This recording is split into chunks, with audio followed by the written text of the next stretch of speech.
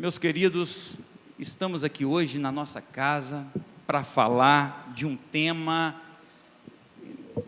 que eu adoro, um tema que eu trabalho no escritório de advocacia há 25 anos e vivo o plenário do Tribunal do Júri.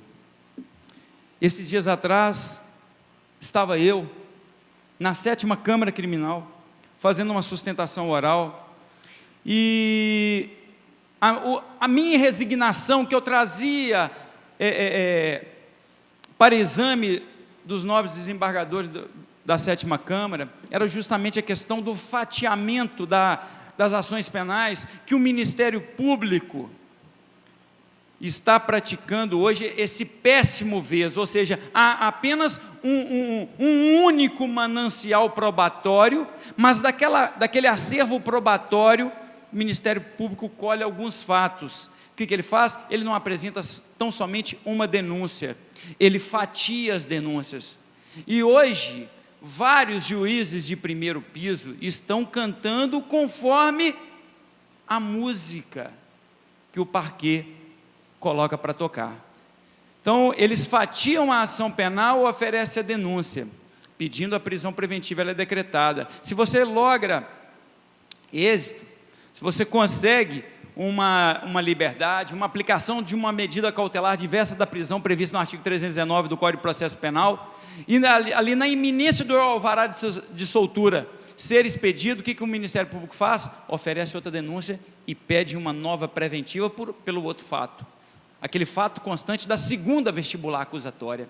E aí você vai galgando os degraus, chega no STJ, chega no Pretório Celso, e ali, mais uma vez, na iminência da liberdade, se descortinar diante do seu constituinte, uma terceira denúncia. E eu discutindo acerca disso com os desembargadores, ali, e de forma assim, eu estava muito resignado, inconformado com esse péssimo veso que avilta, que menoscabe muito essa instituição que é o Ministério Público, e que precisa, antes de mais nada, de um órgão externo de controle das atividades ministeriais. O Congresso precisa urgentemente legislar e aprovar a lei de abuso de autoridade. Professor Afrânio Silva Jardim, na sua doutrina, já trazia, há décadas atrás, que não basta as condições da ação penal, é conditio sine qua non que haja também uma justa causa, aquela prova da materialidade e aqueles indícios mínimos de autoria, porque naquela primeira fase vigora o princípio indúbio pro societá e não indúbio pro réu. E muitos, de forma perfunctória, epidérmica, superficial, oferecem denúncias totalmente divorciadas dessas condições, e que os magistrados estão fazendo sem analisar o artigo 41, em consonância com o artigo 395, que foi o novo norte para nós, operadores do direito em processo penal, que foi trazido pela saudosa, falecida professora Ada Pellegrini Grinover, que capitaneou a reforma processual penal de 2008, e os juízes simplesmente recebem a denúncia e deixam para, quando da análise da prova, depois de toda a instrução processual, passando por cima de absolvição sumária, passando por cima da questão do próprio rechaçamento da vestibular, da exordial do Ministério Público, porquanto não presentes os requisitos do artigo 41, denúncias que beiram, são verdadeiras denúncias ineptas. Então o Ministério Público precisa urgentemente de um controle externo. E eu estava na 7ª Câmara Criminal falando que eu não estava ali, e eu falo para vocês, porque aqui agora eu estou a me dirigir para uma assistência seleta, eu acho que, eu fiquei até triste, porque ontem isso aqui estava cheio, hoje eu já começo a ficar um pouco mais feliz, mas eu acho que isso daqui deveria ter no máximo 15 pessoas, 20, porque eu cheguei aqui ontem e falei, que tanto de criminalista, Porque se fosse um congresso para os advogados, é uma situação, né, Adilson? Mas criminalistas, e dentro desse quadro, dessa família advocacia, voltada para a área criminal, você pinça os tribunos do Tribunal do Povo. E ali, na tribuna libertária da 7ª Câmara, eu me dirigi e falei: excelências, eu não falo, eu não critico, eu não estou aqui boquiaberto e estupefato diante dessas distorções praticadas pelo Ministério Público, porquanto, como advogado, sem hipocrisia nenhuma, eu estou adorando essa farra, porque eu nunca, em mais de 20 anos de escritório de advocacia, falei desse jeito, eu vislumbrei ictu oculi, uma situação, uma áurea, um momento na história nossa, tão boa, financeiramente falando, para nós advogados. Falei desse jeito da 7ª, mas como professor de direito penal, processo penal, eu fico triste e fico preocupado. Aquela delação da JBS, professor José Joaquim Gomes Canotilho, numa análise sem uma incursão profunda, já salientou que aquele tipo de delação ali ofende como um todo a Constituição, ofende as cláusulas pétreas. Isso é um absurdo, e graças, alguém tem bom senso nesse país, isso parou na mão do ministro, falou: não tem como a gente homologar isso.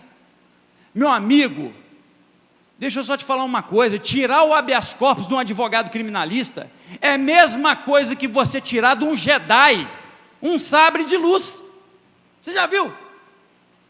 Um cavaleiro Jedi sem um sabre de luz é a mesma coisa que você tirar o habeas corpus do advogado. E é isso que eles estão propondo, aquelas 10 medidas. E aí eu me dirigi aos desembargadores e falei assim: a minha preocupação não é com esses medalhões, com esse tipo de advocacia de colarinho branco.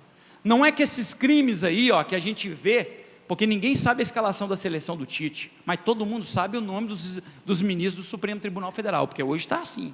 Os menininhos na rua estão discutindo isso.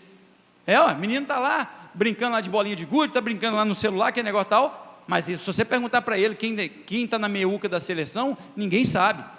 Quem que é o meio atacante, ninguém sabe. Mas se você perguntar quem que é o ministro de qual das turmas, o sujeito fala na hora. Menino de 13 anos. Por que está aí? Está assim. E aí eu disse: essas delações, isso está sendo muito bom no crime de colarinho branco, no crime da 8.137, crime contra a ordem tributária, da 4292, os crimes contra o sistema financeiro, nos crimes aí de corrupção do artigo 317 do Código Penal.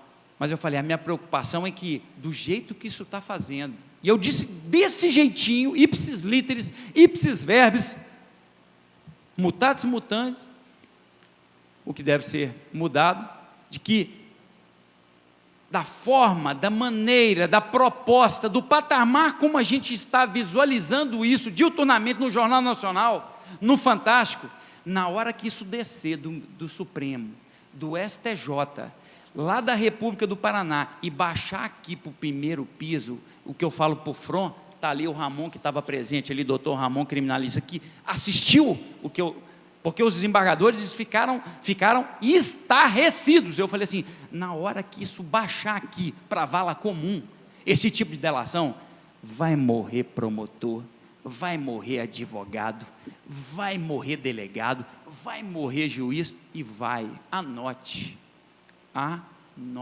do jeito que está sendo feito. Falei ou não falei, Ramon? Desse jeito. Então, meus amigos, partindo desse pressuposto, eu ainda não trabalho, não tenho visualizado, vislumbrado, constatado nas nossas andanças pelo Brasil, e eu falo isso porque eu já fiz júri em quase tudo quanto é estado. Tenho dobradinhas, sociedades de advogados, que eu tenho parceria no Brasil todo, Lajeado, Porto Alegre, Belém, Brasília, Recife, e ando aí, Coaquá. Então eu tenho cabedal para falar, Isso ainda não chegou aqui no júri. Não estou falando da droga, não estou falando de nada. Eu não sou advogado de droga. Não gosto. Até eu trabalho, como criminalista eu trabalho, defendo. Mas eu sou advogado do júri. E já que o nosso assunto é esse, é falar desse tribunal antigo, vetusto, admirável por sua longa idade, a porfia dos argumentos, a arena da palavra, onde há uma dialética, onde o que impera é aquela dialética entre a tese e a antítese, porque a síntese vem do conselho de sentença. Hoje, o nosso conselho de sentença, formado por 25, da onde a gente extrai o sumo, resumindo-se nos 7 jurados que comporão o conselho de sentença, que acabam proferindo um veredito verdadeiramente dito. Já foram 12, como são 12 na Comolol, porque entendem que onde 12 pessoas se encontram, ali está presente o Divino Espírito Santo. Aqui é a magia. E o júri, para que você, advogado criminalista, esteja no júri, é necessário que você esteja preparado, não só dominando processo penal, direito penal e a legislação penal extravagante. É imprescindível que você domina as matérias co-irmãs, a psiquiatria, a psicologia, a medicina legal. Se você não sabe discutir um laudo, como discutir num júri no mês retrógrado, em que a qualificadora trazida pelo promotor de justiça, e infelizmente essa qualificadora, ela passou pelo filtro judicial, porque nós temos que combater isso, mas temos que combater isso no Congresso Nacional, é mudando lei. Essa preguiça, essa leniência desses magistrados e dos desembargadores, quanto aquele juízo de aquela decisão, aquele juízo de prelibação que é a sentença de pronúncia, onde não se analisa nada, é simplesmente uma batata quente. Como a Constituição no artigo 38, traz a competência mínima para o povo, do julgamento dos crimes dolosos contra a vida. Quem sou eu, desembargador? Quem sou eu, juiz sumariante? Porque o júri tem um procedimento litúrgico escalonado, ele é bifásico. Nós temos 2 fases. A primeira fase é a fase do judicium accusationis, a fase do juiz sumariante. A segunda fase é a fase do judicium causa, a fase do juiz presidente, a fase plenária, onde nós temos aquele momento culminante, onde todos se encontram ali, inclusive, não temos audiência, nós temos uma sessão de julgamento, porque é um órgão plurimo, o tribunal do júri, mas infelizmente a pronúncia é hoje, o que a gente vislumbra, o que a gente constata na advocacia diuturna, é essa preguiça de fazer uma incursão, uma análise detalhada no cadinho do gabinete do magistrado, acerca de prova de autoria, indícios de autoria, prova concreta de materialidade, até porque nos crimes dolosos contra a vida, a regra geral é o norte que está no artigo 158 do Código de Processo Penal, nos crimes que deixam vestígio. E se você pegar o 121, homicídio, o 122, induzimento, instigação e auxílio ao suicídio, o 123, que é a mãe que durante o parto ou logo após, sobre a influência do puerpério, que começa com a dilatação do colo do útero, ceifa a vida de seu filho. E fala lá, inclusive, aquela questão prazal, aquele interstício prazal, aquele átimo de tempo durante o parto ou logo após, né, excelência? E por derradeiro, fiz esses dias atrás, graças a Deus deu tudo certo, lá na comarca de Bonfim, aborto, que estão aqui muitos criminalistas, Adilson, que é um homem que eu conheço, do júri, do tribunal do júri, inclusive, que é difícil a gente encontrar, principalmente onde há maternidade, infanticídio, e aborto hoje em dia. Infelizmente essa bancada cristã, não falo nem bancada evangélica, porque os católicos e os evangélicos se unem quando qualquer tipo de projeto com esse viés, com esse quilate, isso é submetido à apreciação do parlamento. Mas do 124 ao 127, nós temos a questão do aborto, são os chamados crimes dolosos contra a vida.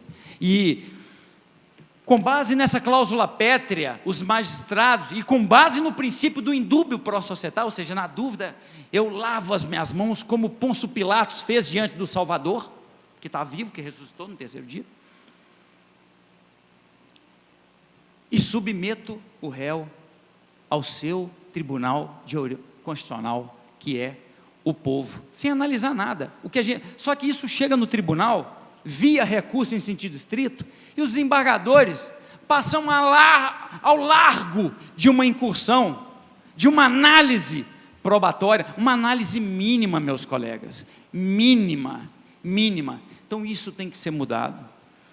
O júri, ele está muito mudado, não é mais aquele júri romântico, não há mais aquele romantismo de outrora, até porque o pano de fundo hoje, na maioria das vezes, é o tráfico de drogas, é essa disputa de quadrilhas, ou então questão envolvendo o vil metal, aqueles crimes passionais de antanho. Não é debalde dessa tribuna trazer essa discussão nesse momento tão oportuno. Eles estão fora de moda, demodê. Mas o júri é lugar de guerreiro, não é lugar para todo mundo. E eu vejo, porque eu assisto o júri, não só faço, mas assisto. Tem muita gente que fala, eu sou criminalista, e vai para o júri lá, e o que a gente percebe é que o réu está indefeso. Saudade de doutor Zé Amâncio, segundo tribunal do júri de Belo Horizonte. O sujeito começava, são 14 horas e alguns minutos, 30 minutos, eu passo a palavra para o advogado do fulano de tal, a defesa tem a palavra. Ele ficava olhando, quando o sujeito era neófito naquele tribunal do júri, ficava olhando, 20, 15 minutos ele, estou dissolvendo o conselho de sentença, porque declaro o réu indefeso, oficie a ordem dos advogados. Infelizmente eu estou com saudade disso. Por quê? Porque o que a gente está a constatar é que os colegas não estão se preocupando mais com a indumentária, com a casca. Compre o livro do Evandro Lins e Silva. Esse júri, nós precisamos brindemos ao tribunal mais popular, ao mais constitucional dos tribunais, que é o tribunal do júri. Um tribunal que eu tive a honra, o orgulho que todos nós tivemos de constatar, de assistir um Décio Fulgêncio, lá em São Paulo, um Delmanto, um Evandro Lins e Silva no Rio de Janeiro, um Skine lá na Inglaterra, para quem já leu, um Maurice Garçon na França, para quem gosta de Carlos Cienfuegos, Enrico Ferri na Itália, um F. Lee Bailey nos Estados Unidos, que defendeu o maníaco de Boston. Recentemente, eu adoro o Shapiro, inclusive compro as petições dele, todo mundo fala que ele é hoje o mais glamouroso dos advogados dos Estados Unidos, O.J. Simpson. O próprio Johnny, que defendeu o Michael Jackson, e cerrou fileiras no caso também O.J. É claro que a questão probatória, esculpida, talhada no artigo 156 do Código de Processo Penal, ela é bem diferente daquela dos Estados Unidos, porque aqui, e infelizmente o nosso Tribunal de Justiça, infelizmente, e se você compulsar a jurisprudência do Superior Tribunal de Justiça, você vai visualizar que o nosso Tribunal Mineiro, em parte, ele é uma vergonha, invertendo o ônus da prova. O tribunal que mais inverte o ônus da prova na Federação Brasileira é o Tribunal de Minas Gerais.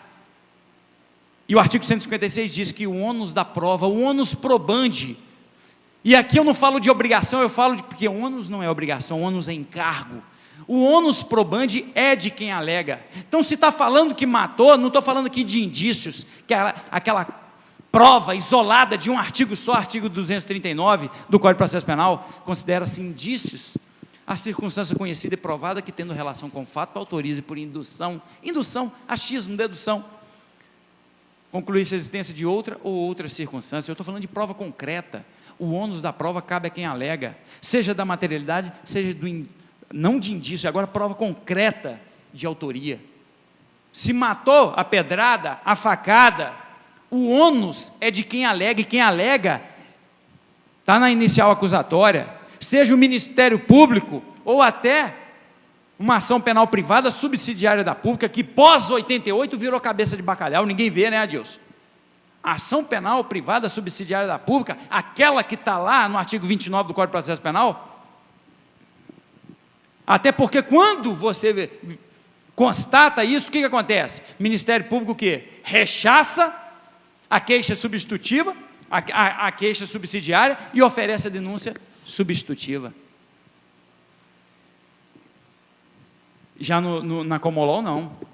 Lá eles trabalham muito com evidência, até diferente de nós. Inclusive o princípio norteador é aquele princípio do beyond the reasonable doubt, ou seja, eles trabalham com evidência além da dúvida razoável. E aqui nós trabalhamos com o advérbio de intensidade. Se você pegar o artigo 386, inciso 7, diz lá que o juiz deve absolver quando não houver prova suficiente para condenar. E aqui já fala, a prova existe, ela só não é suficiente. Meus amigos, partindo um pouco agora para a questão pragmática, empírica, eu poderia falar aqui 3, 5 horas sobre o tribunal do júri, mas eu quero falar sobre essas nuances. A minha preocupação, e a preocupação que todos os colegas, que eu estou falando aqui para advogado, então que essa palestra sirva de alguma coisa para o seu dia a dia. Não interessa se o seu terno está bonito, se a sua beca está arrumadinha, o seu sapato está engraxado, seus livros estão ali todos, né, são livros novos, livros modernos, de vanguarda, odiernos, não interessa. O que interessa é o resultado. Como está o cliente? Como é que o cliente vai sair dali? E esse é o perigo que eu fiz algumas anotações e eu quero colocar para vocês. Qual seja? A primeira coisa que hoje interessa para qualquer um, se você quer ser o cara, você quer ser o tribuno no júri, faça uma coisa que eu aprendi com o defensor público, isso em 1995, e você não está fazendo isso, mas o promotor está. Qual seja? Vicente chegou para mim e falou assim, você quer absolver, você quer ser bom do júri, todas as sessões são instaladas 1h da tarde, e era assim, não era, Adilson? Agora não, 9h da manhã, mas era assim lá em Contagem, Belo Horizonte, e ele falava, compareça todo dia 12h30, durante mais de 10 anos, para vocês terem noção, de 97 até 2003, em Contagem eu fiz uns 800 júris, fazia júri todo dia, ainda mais quando o Vicente morreu de cirrose hepática, e quase todos os júris do Vicente, eu fiz. Ficava o dia inteiro no tribunal do júri, o dia inteiro, e ele falava, não só ele, como o doutor Gama, ex-presidente, falou, todo dia, passe lá 12h30, porque se você chegar agora, o promotor está lá tomando café com os jurados, e são 25, antes de 2008, eram 21, mas para não dar mais aquele estouro de urna, porque é necessário para que a sessão seja instaurada, ao comparecimento mínimo de 15 jurados, então, de 21, a professora Ada subiu isso para 25 jurados, da sessão periódica.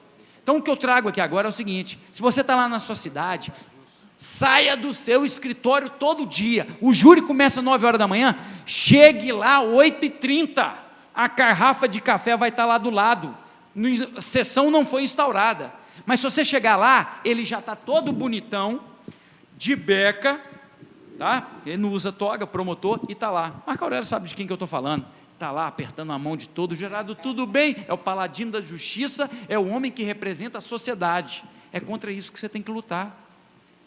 Então, se você quer ganhar o júri, vá todo dia às 8h30 no fórum tomar café. Todo dia tomar café com o jurado tem que te conhecer, o jurado tem de ter na mente dele, falar assim, ó, ele não é um extraneus, e aqui eu não falo de administração pública, ele é um intraneus, ele também faz parte dessa casa, porque quando você entra no júri, já há ali uma covardia quanto à logística. O Bruno o Rodrigo Pacheco, eu não sei se a palestra dele já ocorreu, mas eu quero que o Rodrigo Pacheco ouça isso e que faça, Adilson, que faça chegar no pavilhão auricular do Rodrigo Pacheco, que com muita galhardia, muito profissionalismo, dirige a CCJ, que ele mude a logística, a estrutura do júri, porque qualquer júri hoje no Brasil, e muitos juízes legalistas, eu não falo aqui no sentido de garantismo, daqueles garantistas que pregam o abolicionismo penal, isso é uma pantomima, isso não existe. Direito penal está aí, nós precisamos do direito penal para reprimir as condutas. Direito penal tem efeito pedagógico, tem efeito exemplar, e tem muita gente pregando inclusive o abolicionismo, não é isso, mas ser garantista é diferente. Agora você entra, o jurado chega no júri, e olha para lá, quem está sentado no lugar mais alto? O presidente, o juiz, mas do lado dele, porque a lei orgânica do Ministério Público diz que todos os promotores, os procuradores da República na esfera federal, sentarão à direita do juiz. Então você acorre como defensor, é o seu primeiro júri na comarca, você vai se divisar logo com essa situação, qual seja, o juiz está ali, todo mundo viu a Silvana Lobo falando ontem do problema, e eu espero que o Cacai, que vai ter um júri aqui numa cidade mineira recentemente, não é? Abra os olhos para essa situação, porque eu sei o resultado que vai dar isso. A Silvana Lobo falou que você chega no interior, no dia de procissão, né, na Semana Santa, não tem aquelas procissões, eu esqueci o nome daquilo, em que todo mundo vai correndo, fazendo oração, e as pessoas colocam algumas mesas na porta das casas, é romaria não? Como? Novena. Aí o pessoal entra dentro da casa, um bolo é servido, um pão de queijo, porque nós mineiros, nós somos muito solícitos, é nosso, não é? E o que acontece quando tem a procissão? Quem vai segurando na frente o santo? O juiz da comarca, vara única, e aí ele cansa, na hora que ele cansa, quem pega o santo para segurar? O promotor. Mas eu fui fazer um júri agora, em Itaúna, o promotor está lá há 20 e tantos anos, aquele promotor lá em Divinópolis, que agora está advogando, pulou para o lado de lá, né, cansou de condenar, não vou citar o nome, quem é do júri sabe o que eu estou falando, meu amigo, quando entrar, são 3 varas criminais, mas lá em Divinópolis, quando caía naquela vara, era caixão, pode ter certeza, todo mundo tinha certeza, que o que o promotor propusesse, seria 7-0, seria 7-0, mora na comarca há 22 anos, a esposa faz filantropia, é da igreja católica, não estou falando que a igreja católica seja melhor do que a igreja evangélica, absolutamente, mas faz filantropia, ajuda todo mundo, vai no hospital, uma época agora que é época de Natal, época natalina, dá presente para as criancinhas, aquela coisa toda, meu amigo, é contra isso que você vai lutar.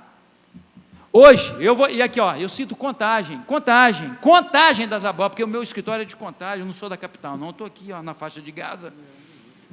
Meus queridos, chegou em Contagem, você vai fazer júri? Porque o seu cliente vai ser ripado, sabe por quê? Se você não olhar antes, você não tem que pegar a lista, você tem que pegar a lista geral, mas pega a lista do 25 da sessão periódica, se você não entrar na página do Facebook, só isso, a página do Facebook do promotor, e olhar qual jurado que está seguindo, caixão, Se você não olhar no Instagram e olhar qual jurado está lá, do promotor, caixão, meu filho, caixão, caixão. Nós chegamos esse dia numa cidade aí, cidade aqui, brasileira, para fazer um jurizinho, e tinha um grupo de WhatsApp da faculdade, porque tinham mais de, falaram o nome, não sei se foi 68 ou 78, jurados que eram da faculdade, alunos de direito. Eles criaram um grupo, ok, sabe, no dia do júri, uma jurada que é estudante de direito, ela colocou lá assim: quem que a gente vai ripar hoje? É com isso que você está trabalhando hoje no tribunal do júri. E estão entendendo? É isso daí. Outra coisa que eu já vou te falar: se o juiz no tribunal do júri, ele tomar qualquer manifestação contra o seu cliente, não existe outra saída a não ser abandono de plenário. Eles estão hoje tentando frear. Converso isso muito com o Quaquá. A situação da aplicação da multa do artigo 265, que está concluso a ação direta de inconstitucionalidade com o Dias Toffoli, e tomara que o ministro vote pela inconstitucionalidade. Um juiz poder multar um advogado, regularmente inscrito na ordem dos advogados, está em Marco Aurélio, e sabe, Marco Aurélio é delegado de prerrogativas, só o Marco Aurélio já deve ter testemunhado uns 200 mil que eu tomei, né, Marco? Porque de 20 em 20 salários mínimos, eu já tenho uns 270, 290 que eu estou devendo. Essa semana eu tomei aqui em Belo Horizonte 50, por causa de 2 dias, por causa de um dia e algumas horas, em que a alegação final aportou na vara criminal, nem foi no júri, 50 salários mínimos eu tomei essa multa. Eu te pergunto, eu tive agora numa cidade, tem alguns anos, para assistir um júri, e eu fui, por quê? Porque um dono de motel matou um outro dono de motel, um chegou dos Estados Unidos, construiu um motel bacana para concorrer com o outro, reza a lenda, a denúncia, que um mandou matar o outro. Ok, eu cheguei no júri, o advogado foi um advogado do Espírito Santo, foi naquela divisa ali, advogado com um português escorreito, advogado fala muito bem, mas um júri lindo, lindo, lindo. Metade do júri, meus amigos, que começou 9 horas da manhã, mais ou menos 1 hora da tarde, Adilson, 2 horas, a gente voltando assim, meio, todo mundo letárgico de tanto comer. O juiz, presidente, aquele que é mais admirado por todos os jurados, e eu falo para todo mundo, não brigue com o juiz. Se você tiver que brigar com o magistrado, fala: excelência, pela ordem, eu poderia me aproximar, eu poderia confabular com vossa excelência em particular, sem que o jurado ouça. Não com promotor, você pode sair na porrada, literalmente. Com promotor, porque promotor, ele é custos legis, aqui no fórum, tá? Aqui no tribunal, nas outras áreas, mas no tribunal do júri, principalmente, ele é a acusação. Ele é a acusação, ele é dominus litis, ele tem lado, na balança ali, ele está num prato, você está diametralmente, em lado oposto. Ele é o seu ex-adverso, merece respeito e consideração, mas você não tem que passar a mão na cabeça de promotor algum. O seu único compromisso não é com a ordem dos advogados, você não tem compromisso nenhum com a ordem dos advogados, você não tem compromisso nenhum com a sociedade, você não tem compromisso nenhum nem com os jurados, você tem compromisso com o seu constituinte. Existe um cordão umbilical que os une, que é um instrumento de mandato, que é a procuração. Só o seu compromisso é com o seu cliente. Portanto, qualquer manifestação do juiz, meu amigo, você não tem no processo penal outro recurso, nem do 571, que diz que as nulidades ocorridas da pronúncia até a sessão plenária deverão ser arguidas sob pena de preclusão, porque dormientibus non succurrit ius, não é, Adilson? Direito socorre quem dorme, não. Ela tem que ser arguída naquele momento sob pena de preclusão, e durante o plenário, no momento que ocorrer, e está no artigo 571 do Código de Processo Penal, isso não adianta. 1 hora da tarde o juiz vira e fala assim: o senhor está olhando com essa cara aí para o promotor de justiça, o senhor está querendo ameaçar o promotor de justiça? Na hora eu virei para alguns alunos, que eu estava dando aula na pós-graduação da faculdade, e fui convidado, eu saí daqui, fui lá, e alguns alunos assistiram, eu falei assim: caixão, esse júri pode demorar 10 dias que está condenado. O advogado fez um serviço, ele tinha que ter abandonado o plenário na hora, porque o juiz, ele tomou lado, o presidente, que é o fiel da balança. Por isso que eu falo, eu peço até Vênia aqui para me alongar um pouco, já estou indo embora. Queria falar sobre tudo, mas uma coisa eu peço para a ordem dos advogados, peço, pelo amor de Deus, a instituição OAB Mineira, nós não somos pusilânimes, não somos covardes, não somos timoratos. Esse juiz que se despiu, o juiz ele é blindado pela garantia constitucional, inamovibilidade, irredutibilidade de subsídios, vitaliciedade. O 252 diz que ele não pode ser incompatível, o 253 ele não pode ser impedido, ele não pode ser suspeito, ele é o fiel da balança. A deusa Temis, ela não só segura o malhete, que é o martelo que todo juiz tem, ela também tem uma espada, mas principalmente, a figura mais emblemática, mais simbólica, desde a Grécia Antiga, como sinônimo da justiça, daquilo que é equânime, que é equidistante, nem para acusação, nem para defesa, é a justiça. Um juiz descer desse posto sublime, que é julgar, fazer as vezes do Salvador, e, com base na lei dos homens, julgar um semelhante, ele se descer desse posto imparcial, do fiel da balança, e recorrer de uma decisão de um tribunal, isso é uma vergonha para o judiciário, isso não é uma afronta a nós advogados, não, isso é uma afronta aos jurisdicionados, isso é uma afronta ao cidadão brasileiro, só que ocorreu em terras mineiras. Se fosse num país decente, esse juiz não estaria judicando, ele não judicaria nunca mais. Essa imposição seria colocada pela Corregedoria de Justiça, e a OAB não faz nada. Mas é bom esse seminário da Abracrim, esse encontro, esse nosso bate-papo, essa nossa tertúlia, essas elucubrações que aqui estão sendo submetidas à nossa cognição, que isso seja posto aqui agora, para que as autoridades, e aqui a minha súplica dessa tribuna, porque advogado fala da tribuna, a minha súplica é que o Antônio Fabrício, o nosso presidente, com a coragem que lhe é peculiar, que lhe é inata, que ele possa agora constituir uma comissão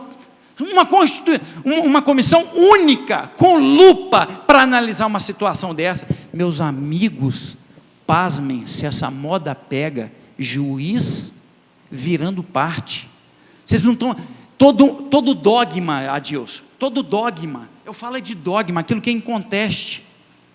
Todo dogma que você estudou de processo penal, de Constituição Federal, a Constituição da República, a Constituição Cidadã, o menoscabo, o aviltamento, ele rasgou, ele se despiu da toga, ele virou parte, Adilson.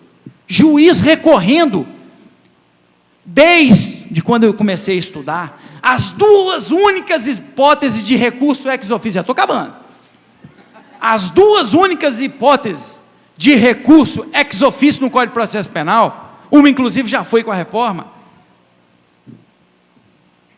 quando o juiz absolvia sumariamente. Agora o juiz, o artigo 51, desde 96 do Código Penal, diz que a pena pecuniária, o seu inadimplemento não pode ser convertido em PPL, em pena privativa de liberdade. Agora, querer usar o direito penal, quando tem a execução, quando tem todo o Estado, quando tem a fazenda pública, porque o Estado ele é tamanho, ele é gigante diante do cidadão. O cidadão só tem o advogado criminalista, não tem ninguém mais. Defenda o estuprador numa cidade pequena, defenda um padre acusado de pedofilia numa cidade pequena, você não tem nem os parentes da pessoa, você não tem ninguém. É por isso que Francesco Canelucci diz que o lugar do advogado não é no mais alto, é no mais baixo, é no menor degrau da sociedade, é junto daquele que é excluído, porque é ali que o advogado tem que estar. O advogado está junto do miserável, aquele que está jogado na sarjeta. Defenda um abusador de criancinha, Não estou aqui usando essa tribuna para fazer apologia a crime, absolutamente. Absolutamente. Advogado não defende o crime, ele defende o homem, defende o criminoso. Não estamos aqui a defender fato. Mas o que ocorreu é de uma gravidade tamanha. Talvez seja até mais do que essa proposta teratológica desses procuradores da República, dessas 10 medidas. Meus amigos, espero, vou terminar aqui agora, não falei nada, mas espero que o professor Antônio Fabrício, o nosso presidente, ele constitua doravante uma comissão que represente perante o Conselho da Magistratura, perante a Corregedoria de Justiça, ao CNJ, porque o que foi praticado aqui, a afronta não é contra a advocacia, não é o lance de chamar advogado de bandido, criminalizar advogado. A afronta aqui é contra o Estado democrático do direito. Estamos vivendo tempos sombrios na nossa sociedade. Um juiz recorrendo contra uma decisão. Aí você fala, é um caso isolado. Porque não é no seu, porque isso não aconteceu com você. Se essa moda pega, é melhor a gente mudar para os Estados Unidos e tentar advogar lá, viu? Vamos fazer um cursozinho em Harvard. Eu quero agradecer esse convite. Vou voltar com o meu chiclete, que ainda tem um pouquinho de doce. Quero agradecer o convite e dizer, mais uma vez, que é uma honra, é um prazer incomensurável voltar aqui à nossa casa, a casa dos advogados, para discorrer. Infelizmente o tempo é parco, o tempo é curto, e já terminou, mas sempre que solicitado aqui retornarei, porque falar para uma assistência tão seleta, tão vertical, é um motivo de muito júbilo, de muita alegria, principalmente para mim, que me coloco como eterno aprendiz na advocacia criminal. Meus amigos, boa tarde.